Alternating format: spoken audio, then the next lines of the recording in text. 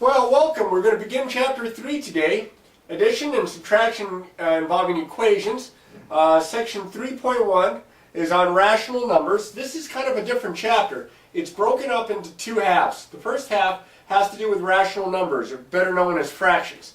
And then the second half gets back into the algebra, in which we're solving equations. Now, we've looked at equations, but we haven't actually started solving equations in a traditional manner. So that's that's how the chapter is broken up.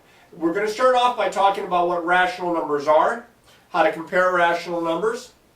First off, a rational number, an easier way to explain a rational number is that it's a fraction. It's the set of all numbers that can be written as a fraction. By that I mean a over b, where the numerator and the denominator, a and b, are integers, and b, the denominator, cannot be equal to 0, because you can't divide by 0. The set of rational numbers is pretty much about every number that we use in everyday life. It includes decimals and fractions. I'm talking about terminating decimals and repeating decimals. There are numbers that are not rational numbers, such as the square root of 2 or pi, but we'll get to those later on. So rational numbers, pretty much what we deal with. The symbol that represents this set of rational numbers is kind of a weird looking symbol.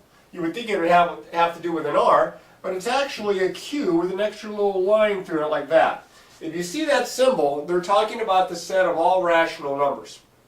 Now, rational numbers mean, of course, that they can be written on the number line. And we use the number line when we're comparing rational numbers to see which one is greater than, which one is less than. And that brings us to the comparison property. The comparison property says that for any two numbers, a and b, exactly one of the following sentences is true. Either a is less than b, a is greater than b, or a is equal to b. So it's got to be one of those three. So if I take two numbers and compare them, I can use the number line, I can use what I know about numbers and a little bit of number sense, and I can determine which number is greater than or smaller than, or if they're equal to. Now I'm going to do some examples like that. I'm not always going to go to the number line, but you can use the number line to help you. Now we've done this a little bit with negative numbers, and that part of it doesn't change. The idea that positives are always greater than negatives and such, that all stays the same. We're just going to be looking at this instead of all just integers. We're going to have some fractions and decimals mixed in. So let me clear this out first. Now here are some examples. It says replace the circle with either a greater than, a less than, or an equal to make a true sentence. And I went ahead and I drew a number line over here to the right, just so I could refer to it if I need to. Now I'd like to think that I can get to a point that I don't have to look at the number line to be able to compare numbers, but maybe on the first couple of them here it might come in handy. The very first one here I have is negative 1 is either greater than, less than, or equal to negative 3/5. Now they're both negative numbers. Negative 1, of course, would be right here. But where would negative 3/5 be on the number line? Well, this is 0, and this is negative 1. Negative 3/5 would be somewhere in between. It would be a little bit past halfway, getting a little closer to negative 1 than to 0, maybe about here. Now, of course, if I have it on the number line, I can see that negative 1 is smaller than negative 3/5 because it's to the left of negative 3/5, negative 1 that is, it's to the left of negative 3/5 on the number line. So I know I need a less than. But again, think of it as positive numbers. The bigger it looks as a positive, the smaller it actually is as a negative. Negative 1 is less than negative 3/5. Even though positive 1 is greater than positive 3/5, as negatives it's just the opposite. Over here, to be able to answer this one, I need to simplify the two sides. Here I have a product, negative 3 times 2 times 0. Of course, that's just going to be 0 here.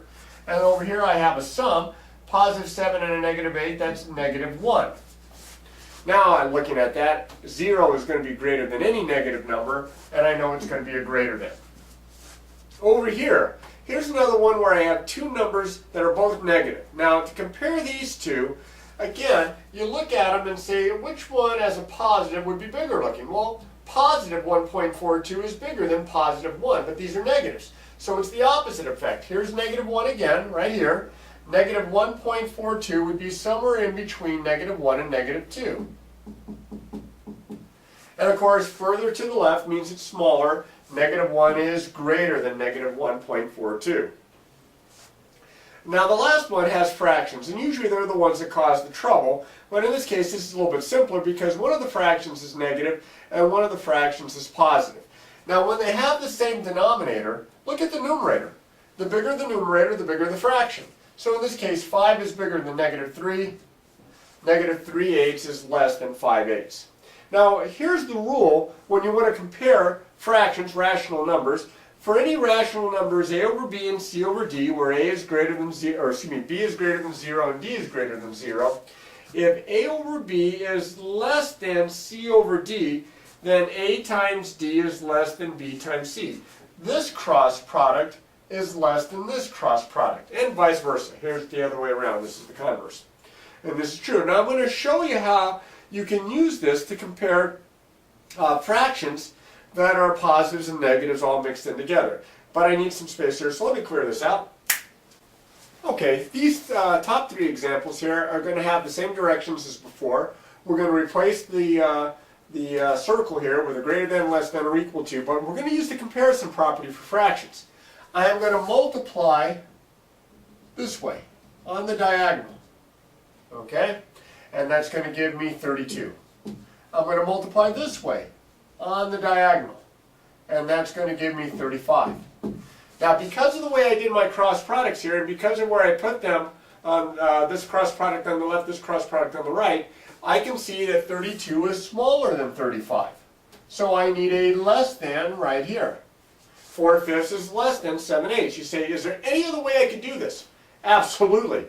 You could change each one of these fractions by division into decimals. 4/5. If you divide 5 into 4, you'll have to add a decimal point and a 0. This turns out to be 0.8. If you divide this, this turns out to be 0.875. Well, you can clearly see that they have the same number of tenths. This has 0 hundredths, this has 7 hundredths, this is a bigger number. It was less than the whole time. I don't know if you want to do the division, but that's one way to do this. Now if you know some of these fractions as decimals and their equivalences, then this goes pretty quick. Here's another one. Now notice here, I have the negatives, but I put the negatives in the numerators here so that when I do my cross product, 5 times negative 5 is negative 25. 10 times negative 3 is negative 30. Well, I know that negative 25 is bigger than negative 30. This is going to be a greater than, so this is going to be a greater than. Now again you say, well, could you do this as decimals? Absolutely. This is negative 0.5. This is negative 0.6. When you compare those, because of the negatives here, remember the bigger it looks, the smaller it actually is, this is going to be greater than negative 0.6. Over to the right side here, this last example, I'm going to do the cross products again. I have 10 times negative 4 is negative 40. I have 15 times negative 3 is negative 45. All right, well, that's going to be another greater than because negative 40 is greater than negative 45, so that's a greater than right here. Now, if you're wondering, well, how do I make sure I get the cross product on the right side? You can do the little, what I call it, the elephant ears there, and try to draw those figures so that you can make sure that your cross products are on the correct sides. Again, I can go to decimals here. I don't happen to know this one in my head. I mean, I can approximate it. It's going to be a little bit smaller than negative 0.3, and this is going to be exactly negative 0.3, but I would have to do division, and that's going to take a while. Now down here, I am going to use division. I am going to rewrite these as decimals to make the comparison a little bit easier, because I'm asking you to write each the numbers in each of the sets from least to greatest. Now this turns out by division, you divide 6 into 5. I'm going to do this one time with one example here. I divide 6 into 5. I'm going to have to add a decimal point and some zeros. I don't know how many zeros. I can always add more or I can erase. The decimal point comes straight up. 6 doesn't go into 5, it goes into 58 times. Bring down the 0, goes in 3 times. And it's going to repeat after that. I know that this is 0.83 and the 3 repeats. Similarly, I divide. This turns out to be 0.7 and the 7 repeats. This turns out to be 0.8. Now, which one from least to greatest? Well, this has the fewest tenths, so this number would go first. I would have 7/9. Cross that out so I don't get confused with it. Now I compare these two.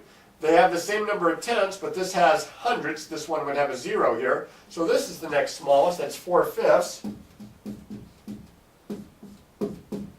Okay, and that leaves 5/6. And there, even though it's kind of messy, is my answer. I'm going to do the same thing here on these other two examples. This is 0.5, this is 0.9, and this is 0.6 repeating. You say, well, how do you know those? Well, I work with numbers a lot, and I kind of remember a lot of these, but if you don't remember them, then you divide, like I did with the example down here. You do the long division. It takes a while, but it's as good a way as any. There is a second method, but it's a little bit more involved than just the division. I can compare now. This would be the smallest. That would be 4/8. This would be the next smallest. Then it would be 2/3. And then the 9/10. And there are my answers from least to greatest. Now I have to be careful on this last set because they're all negatives. I'm going to go ahead and change these into decimals. This would be negative 0.3 repeating. This would be negative 0.625. And this would be negative 0.16, and the 6 is repeating. And again, I know those because I work with these numbers quite a bit. You would have to do the long division. Now remember, the bigger it looks, because these are negatives, the smaller it actually is. So this would be the smallest, negative 5/8. This would be the next smallest. This would be negative 1/3. And then negative 1/6. And I have them in order from least to greatest. Now I mentioned that there was another method, and that other method would be to get common denominators for these fractions. You would rewrite these with common denominators. Now, I didn't leave very much space below, but I have a little bit of space above. My common denominator for a 3, an 8, and a 6 is 24. I would have to rewrite each one of these to have a denominator of 24, because then, if the denominators match, I can compare the numerators. Here I'd have to multiply by 8, so I multiply the top by 8. Here I would multiply by 3, so I'd multiply the top by 3. Here I would multiply by 4. To get a 24, I'd have to multiply the top by 4. And you can see this is smaller than this, than this. So this one, this one, this one. The same answer that I had before right here. Now the difficult part about doing it this way is that you have to get common denominators, and then you have to change the numerator so that they correspond. And some students don't like to do with fractions with that. Now we're going to have to do that sooner or later because we're going to be adding and subtracting rational numbers, and that's going to involve common denominators. But right now, if you want to, you can stick with the decimal method. Alright, I'm almost done with this. I want to do a couple more things, but I need some space. Let me clear this out. Alright, we're going to finish up this section here, talking just a little bit about unit cost. Unit cost, pretty much as the name indicates, how much for one. We use it to compare cost, compare prices, to see which one gives us a better buy. Sometimes you'll see people comparing items in a grocery store because they list the unit price right next to each of the items. Before they started doing that years ago, you would see people with calculators or even people with scratch paper. My wife would take me with her to the grocery store so that I could push the cart and I could figure out the unit prices so we could figure out which were the best buy because she knew I could do the math in my head. It says here in this example, Jake needs to buy some snacks for his art club. A package of 12 granola bars costs $2.69 and a package of 18 granola bars costs $3.55. Which is the better buy? To find the unit cost, you take the price and you divide by how many items. So I'm going to take $2.69 and I'm going to divide that by 12. And I'm also going to take $3.55 and I'm going to divide that by 18.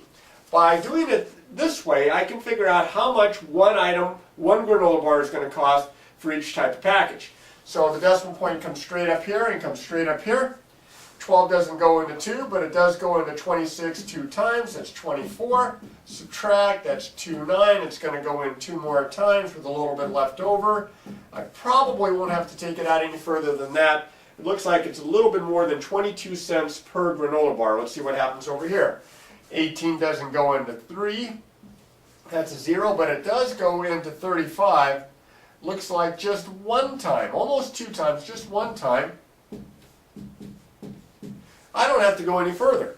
Even though I don't know the exact price per, I can see that it's going to be under 20 cents, and this is over 20 cents. So the larger package, which most times the larger package is cheaper, not always, you have to be careful on that, but the larger package would be a little bit cheaper here. So, which is the better buy? The better buy is the package of 18.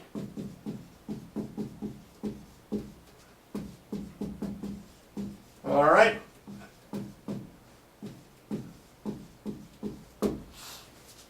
Okay, now, with all these problems that we have mixed in with fractions and with decimals and such, be very, very careful with your arithmetic, and you're going to get better at this, but it's going to take you to practice, practice, practice.